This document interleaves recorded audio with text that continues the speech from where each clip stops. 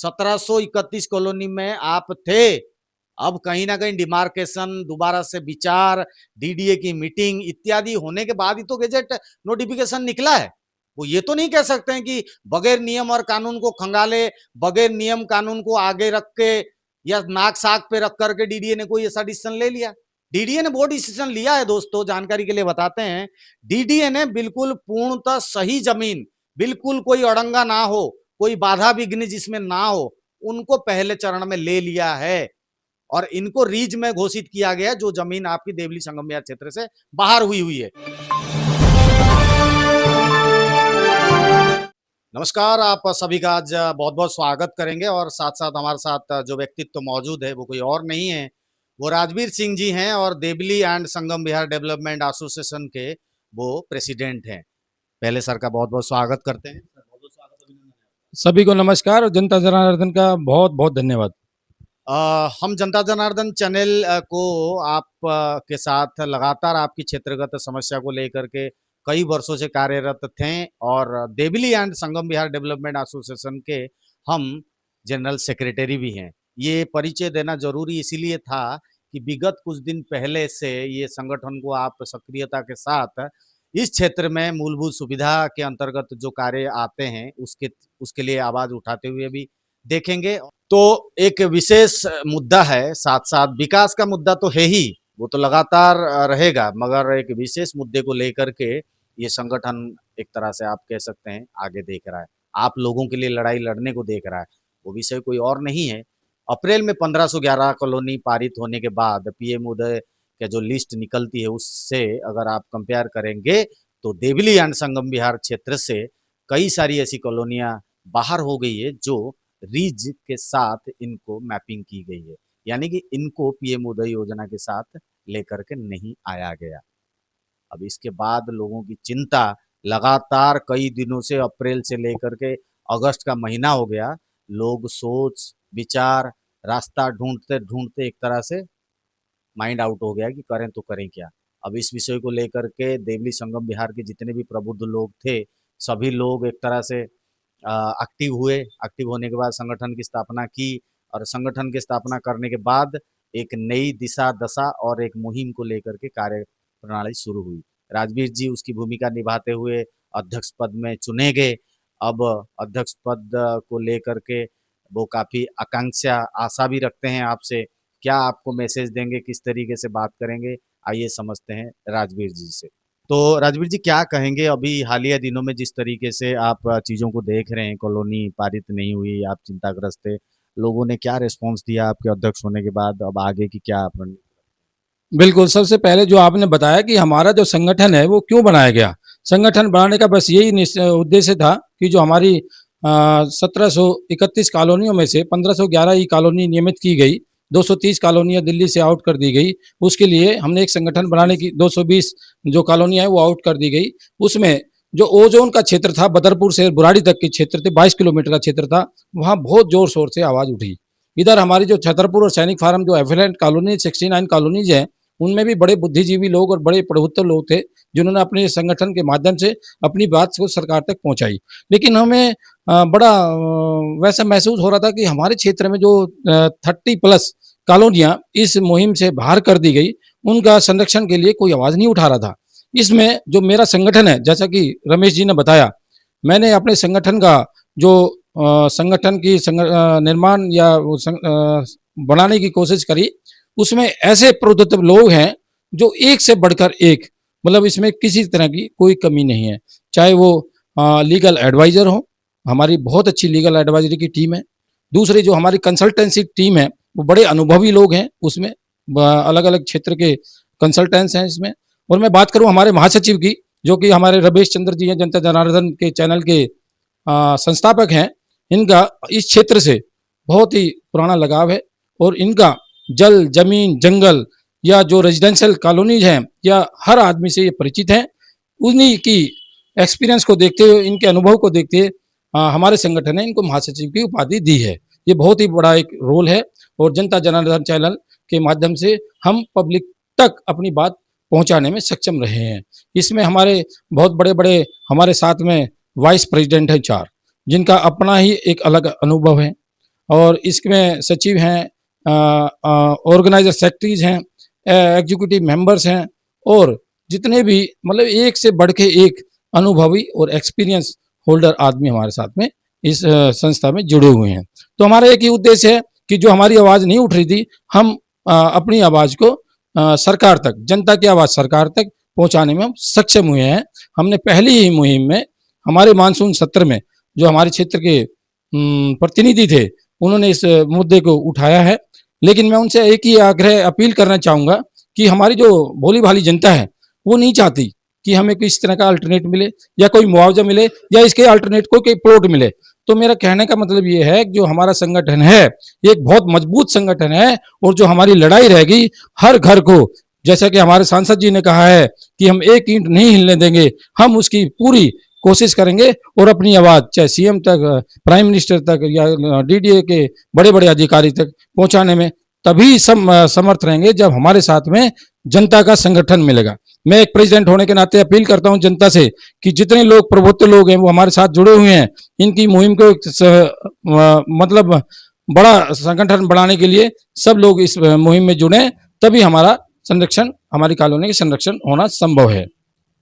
संगठन के जरिए आवाज उठाना हो, चाहे आप खासकर देवली और संगमिया क्षेत्र से जो लोग बाहर हो गए हैं, जो लोग क्या कहूँगा, जो प्रॉपर्टी बाहर हो गई है, जो पीएम उदय योजना से बाहर हो गई है, उन लोगों को खासकर अभी जागरूक या जन जागरण एक तरह से हमारे संगठन के जरिए करना बेहद आवश्यक है।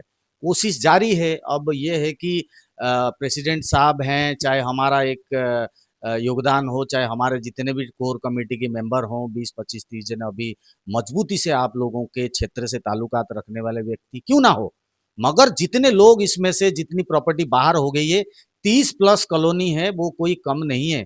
दोनों विधानसभा को मिला करके कम से कम 8-10 लाख लोग होंगे इनमें। संगठन की आवाज को बुलंद करने के लिए आप लोगों की उपस्थिति, सहभागिता कितनी जरूरी है, वो आने वाले दिनों में दिखाना पड़ेगा आपको, आपको जताना पड़ेगा, उतनी चिंता आपको व्यक्त करनी पड़ेगी। तभी आप अपने घर मकान की जो रजिस्ट्री है, जो आपका मालिकाना हक है, जो आप 40 साल से बसे हुए जमीन के ऊपर एक कह सकते हैं पीढ़ी दर पीढ़ी आप लोगों ने गुजार दिया है, उसको होने का एक खोने का एक तरह से मैं क्या ही कह सकता हूँ, मैं कुछ ज्यादा इसमें गहराई में जाऊंगा नहीं, उसमें कुछ ना कुछ गड़बड़ है, ये मानना पड़ेगा आपको। तभी आप लोगों को 1511 की सूची में से बाहर की गई, वो भी कैसे, 1731 कॉलोनी में आप थे। अब कहीं ना कहीं डिमार्केशन, दोबारा से विचार, डीडीए की मीटिंग इत्यादि होने के बाद ही तो गैजेट नोटिफिकेशन निकला है। वो ये तो नहीं कह सकते हैं कि बगैर नियम और कानून को खंगाले, बगैर नियम कानून को आगे रख के या नाक साक पे रख करके डीडीए ने कोई ऐसा डिसीजन ले लिया।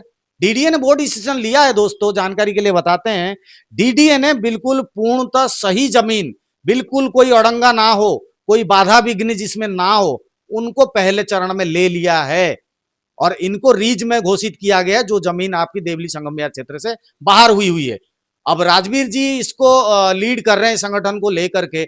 इसमें हम लोग पहले अभी कानूनी सलाहकार की भी बाइट हम डालेंगे, आप हमारे पेज में देखेंगे, उसको भी आप फॉलो जरूर कीजिएगा। अब राजवीर जी को पूछते हैं, मैं पहले अपनी भूमिका बाद में बताऊंगा, अध्यक्ष की भूमिका निभाते हुए राजवीर जी, फिर इनको आगे के लिए फिर क्या गुंजाइश है राजवीर जी? आप अध्यक्ष हैं, चलिए लोग जुड़ भी गए, चलो मान लिया 5 लाख लोग आपके साथ जुड़ गए, संगठन आपने अभी हाल ही में रजिस्टर करा, आपने अभी 50-100 लोगों को जोड़ने में आप कामयाब हो गए, आगे आप किस तरीके से करेंगे, क्या रास्ता नजर आ रहा है, किस तरीके से इनको मालिकाना हक प्राप्त कराया जा सकता है, कैसे पीएम उदय योजना में जोड़ा जा सकता है, कैसे जंगल की जमीन यानी कि रीच की जमीन से बाहर निकाल के एक तरह से डीडीए की प्रॉपर्टी की तरह इनको ट्रीट किया जाए, क्या रास्ते हो सकते हैं इसमें? बिल्कुल, समाधान ही एक रास्ता है और समाधान हम जो हमारी टीम है, इन्होंने बड़े ही सोच विचार करके, क्योंकि जो हमारे प्रतिनिधि थे या हमारे जो सरकार हैं, वो इस मुहिम में भी ये कह रही हैं कि अंडर 48 जो आर्टिकल है, जो सुप्रीम कोर्ट एक जजमेंट आया है कि जितनी भी वन विभाग की ज़मीन है, उसको हमें खाली कराना है। तो उसके एवज़ में मैं कहना चाहूँगा, मैं समाधान करना चाहूँगा, ये हमारी जो टीम है, लीगल एडवाइज़र की टीम है, उन्होंने यही कहा है कि जो सरकारी ज़मीन, जो रीच की ज़मीन पर हमारी कॉलोनी बसी है, उसकी बगल में डीडीए की खाली ज़मीन है, जो जंगल से लगती हुई है, जिसमें बहुत बड़े-बड़े पेड़, बड़ी-बड़ी झाड़ियाँ, बड़े-बड़े जंगल हैं। उनको एक्सचेंज किया जा सकता है उस पॉलिसी के तहत।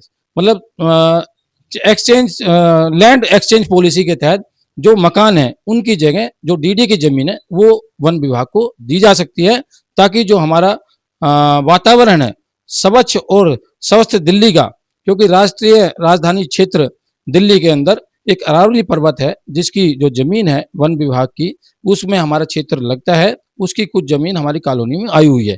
तो जो जमीन जितनी कॉलोनी में आई हुई है वन विभाग की, उसके एवज में जो डीडीए की लैंड वन विभाग के साथ लगती हुई है, उससे एक्सचेंज पॉलिसी के तहत हम इसका समाधान सरकार तक बताने की कोशिश करेंगे। और जब ये संभव है, जब हमारा संगठन एक मजबूत आवाज लेके सरकार तक पहुंचाने की बात करेगा। सर ने बड़ा पॉइंट यहाँ पर आप लोगों को बता दिया है। हमारे कानूनी सलाहकार और भी व्यक्तियों के साथ आज हमारी बैठक थी, उसमें से निष्कर्ष ये निकला है, अगर एक भी गुंजाइश अगर कोई बस्ती है तो वो गुंजाइश ये है कि लैंड एक्सचेंज पॉलिसी वो कैसे होगी। ये भी तो बड़ा है कि ना मैं कर सकता हूँ, ना राजवीर जी कर सकते हैं, ना हमारे वकील साहब कर सकते हैं, ना कोर्ट भी अपने 48 नियम को उल्लंघन कर सकता है। वो भाई वन्य संरक्षण नियम है, उसको कोई भी ओवरटेक नहीं कर सकता है। नहीं कर सकता, तभी तो डीडीए ने आज बाहर कर दिया, रीच में आ गए तो बाहर कर दिया, सीधा सीधा था। अब अगर एक ही गुंजाइश है तो हम तो यही गुजारिश करेंगे कि भाई ये अमेंडमेंट, ये फेरबदल कैसे होगा। मौजूदा सरकार कर सकती है इसको। आप लोगों की जानकारी के लिए ये भी बताते हैं कि मौजूदा सरकार को अगर आप अप्रोच करेंगे, स्थानीय जनप्रतिनिधियों को आप अगर बल देंगे, उनके साथ खड़े होंगे, चाहे वो एमपी साहब हो, चाहे वो निगम पार्षद हो, चाहे वो आपके विधायक साहब हो, इनके जरिए अगर आप इस व्यवस्था को देखेंगे, अगर आगे नियम में परिवर्तन कर सकते हैं, तो जा करके अगर आगे ये सरकार तक पहुंचती है, सरकार अमेंडमेंट लेकर के आ सकती है, तभी ये व्यवस्था या ये नियम पारित होगा। और आगे फिर आप ये गुंजाइश है, मैं तो ये नहीं कहूँगा ये हो जाएगा, आप लोग ट्राई करेंगे, मगर एक गुंजाइश है और एक पॉसिबिलिटीज है, एक संभावना है। आप अपने संगठन के साथ मिल करके, आप अपने अध्यक्ष साहब से मिल करके, आप ये व्यवस्था को, ये बात को, ये कानूनी प्रक्रिया को आप आगे कोशिश करो। संगठन के साथ आप जुड़ करके ये काम को करो, संगठन के लोग आपके साथ हैं और आप लोगों के लिए ये लड़ाई लड़ने के लिए तैयार हैं। मैं चाहता हूँ राजवीर जी, एक बार अपनी जनता को, मैं अपनी तरफ से महासचिव होने के नाते आपको मार्गदर्शन देने के लिए अपने चैनल के माध्यम से, और आगे फेसबुक पेज जो Devli and Sangam Vihar development association बना हुआ है, उसका भी फेसबुक पेज का लिंक आपको मिल जाएगा, उसमें जुड़िए, व्हाट्सएप ग्रुप में जुड़िए, देखिए, कोशिश कीजिए। कोशिश का नाम, कहते हैं ना कि जब आत्मा से कोई इंसान कोशिश करता है तो भगवान भी उसमें आशीर्वाद दे देते हैं, ऐसा हम आशा और विश्वास करते हैं। बाकी अध्यक्ष साहब जो भी आह्वान कर सकते हैं आप पब्लिक से एक मैसेज। मैं जनता जनार्दन चैनल के माध्यम से अपनी जनता क्षेत्र के निवासियों से या क्षेत्र की जनता से अपील करूंगा कि हमारे संगठन में बड़े बड़े एक्सपीरियंस अनुभवी आदमी जुड़े हुए हैं, और इसमें मैं ज़्यादा नहीं तो कम से कम 5 और 10 हज़ार तो फॉलोअर्स हमारे हैं ही। इससे बड़ी मुहिम हम ले जाना चाहते हैं ताकि जनता पूरी एक सूत्र में बंधे और सरकार तक हम अपना मैसेज देने में सफल रहें। और साथ ही मैं अपने जनप्रतिनिधि जो हमारे विधायक जी हैं, जो हमारे एमपी साहब हैं, या जो हमारे काउंसलर साहब हैं, उनसे भी गुजारिश करूंगा कि हमारी जनता बड़ी भोली भाली जनता है। पूरे हर, चाहे प्रदेश के यहाँ बसे हुए हैं, चाहे उत्तराखंड हो, चाहे राजस्थान हो, चाहे उत्तर प्रदेश हो, चाहे हरियाणा हो, इवन दिल्ली के लोग भी इस संगम विहार में या देवली की विधानसभा है इसमें अपने मकान बनाए हुए हैं।